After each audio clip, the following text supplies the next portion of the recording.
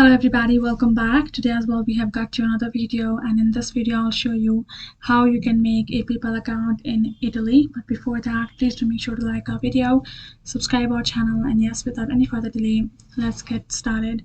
So for that, simply go ahead, access your paypal.com or either of your browser or app in your mobile phone or your desktop. Then from over here, you're going to go to the section of sign up. Choose your account type, either personal or business, and tap on get started. Now you're going to be choosing your country or region. Now you're going to go ahead, search it up Italy, or you can type in Italy right over here. You can see it is available in your region, so it is no problem to get started. Tap on get started, go ahead, enter your email.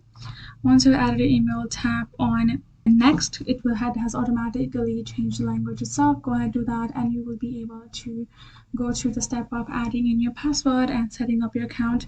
Once you have done that, you will go ahead, add in your payment method. You can add some funds in your PayPal, and you're good to go. That's basically how it works. Hope this video helped. Thank you so much for watching. I'll see you guys in our next video.